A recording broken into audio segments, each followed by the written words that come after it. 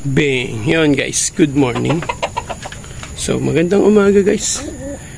Nagpatuka lang ako. So yun, upload tayo sa ating YouTube channel. So yun guys, for today's video is yun, may papakita lang ako sa inyo guys. Di ko lang ang sure kung ganito rin kayo naranasan nyo na sigurong magkaroon ng pares na inahin. So mapa-racing, mapa-fancy pigeon is pag ready to breed guys ang ating mga breeder. So mamamares at mamamares yan. So number one problem ko dito sa loop is wala akong extra na kak or barako. So kulang na kulang ako sa barako. Yan. Kaya nga ito yung ginawa ko, yung stallion breeding ko guys. 2 babae, 1 lalaki. Tsaka ito 2 babae, 1 lalaki. So nangitlog na sila guys. Yan. Yung first clutch nila is isinapaw natin sa mag-asawang mga babae. So yun guys, nagigets ba? Bali ito kasi mga hen natin na ready to breed. Dahil nga wala tayong kak, nag-asawahan sila guys. Then umitlog ng 4 kasi 2 babae. Umitlog yun ng 4, umitlog to ng 4. Ito bago pa lang tong ano na to, tong isa na to. Bago pa lang umitlog, isa pa lang. So madadagdagan pa yun ng 3. So ang mangyayari guys, so natanggal ko na kasi tinanggal ko yung itlog nilang 4. Ito 4, tapos may yellow pa doon, 4 din ang itlog. So anong nangyari, umitlog sila ng sarili nilang itlog. Ito hindi ko na tinanggal to, itlog na niya talaga yan. So malapit na yung magpisa, hindi ko natatanggalin yan. So ito ang tinanggal natin, itlog nito 2, itlog nito yan 2, tsaka itlog nito 2. So 6 na piraso guys. Yung itlog nito, itong babae na to, nilagay ko dito.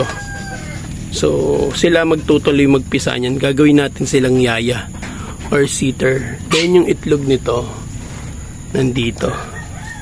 Yan, 2 lang din yan. So guys, baka sabihin nyo may barako dito. Wala talagang barako dyan kahit balikan nyo yung mga video natin. So mga mag-asawang babae yan. So instinct lang talaga nilang mangitlog at maglimlim. Tinanggal natin itlog nila guys. Ito papakita ko mamaya sa inyo. So bali 12 yun yung 4 pinakain ko sa aso. Kasi in-upload ko naman yun sa TikTok ko. So ang mangyayari dito guys, yung first clutch nga nila, bali 6 na itlog, 2, 4. Pakita ko rin to sa inyo. Eto guys, yan. Bali umitlog din to ng 4. So kinuha din natin, sinapawan natin ng itlog ng kabila, yung blondie dun sa taas. So 2 na lang itlog nila kasi nga gagawin natin sila seater. Then eto, yung second clutch naman nila guys, bali 3 yan, mangingitlog ulit. 1, yan, 1, 2, 3. Yan, yung second clutch nila, sila naman yung bubuhay.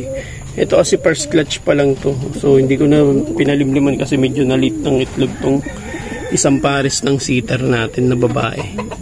Medyo nalit ngayon pa lang to itlog. Almost mahigit na magto 2 weeks na tong naglilimlim. So hindi ko na tatanggalin ng itlog nito. Siya na magpipisa niya. Bali second clutch naman nito.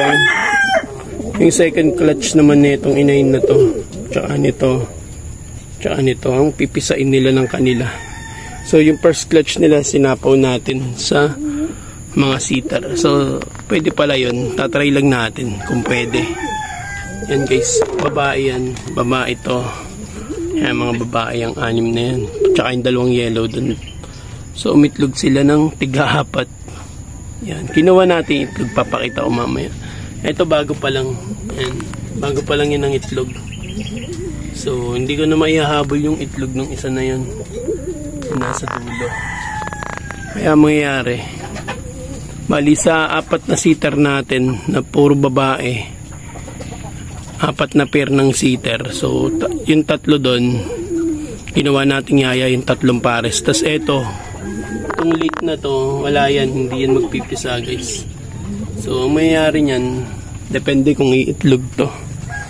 Pag umitlog to ng 2, itong pares na to, babae at lalaki to. So syempre may magkakasimilya yan. Lalagay natin dito. So tatanggalin ko itlog nila pag naging 4 na. So sana lang guys effective. Kasi itong stallion breeding natin, tingin ko effective naman. Basta may magkahiwalay na pugad. So ayun nga, babae may pugad siya. Ng itlog na yan eh. May pugad siya. Ayan, may pugad din yan. So yun, effective yung stallion breeding natin. Kasi umitlog sila, naglimlim pa nga yung isa. So ang napansin ko lang sa stallion breeding guys, hindi naglilimlim ang kak. Hen lang yung naglilimlim. Ang ginagawa lang ng kak, sakay lang ng sakay. So lalo ngayon, tinanggal natin itlog na ito ng babae na to. So sasakay niya ulit yan. Kaya nito, yan yung baraong yun. Yan, sinasakay niya ulit yung dalawang babae. Kasi nga, tinanggal natin mga itlog. Sana lang effective yung second clutch na sila yung magpipisa mismo. Para at least mapakita ko rin sa inyo na epektibo ang stallion breeding.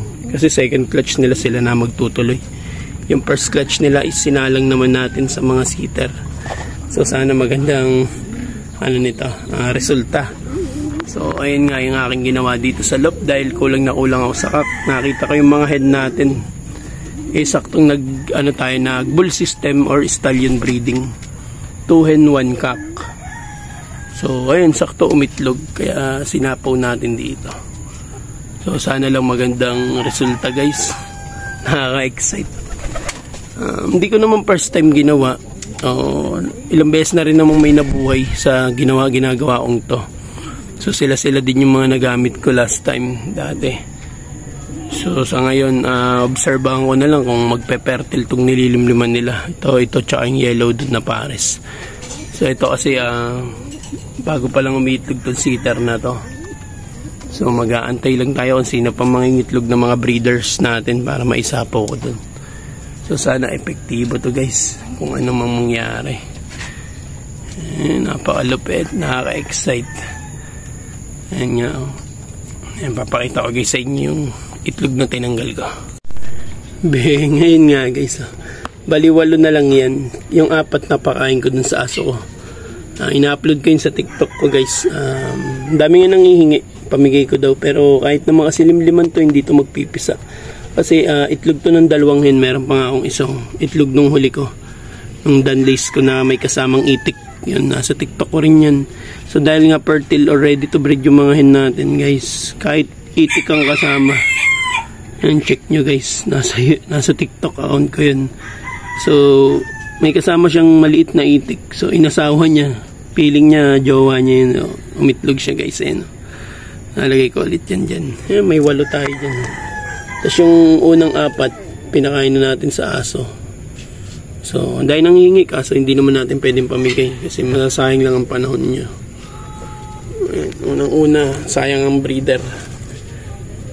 Pagka nilimliman pa nila to.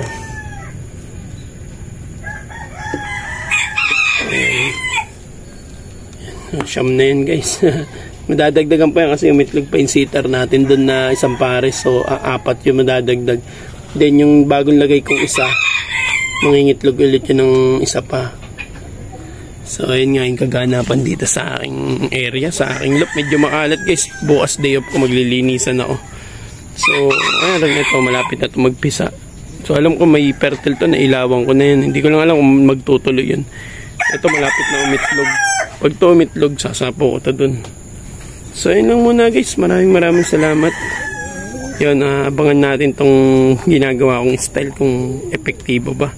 So maraming salamat guys. Ingat kayo palagi and good luck sa mga tropang kalapatid sa may mga karera today, mga pauwian. Yan, masama panahon. Nag-uulan guys. So, yan, thank you. Peace out guys.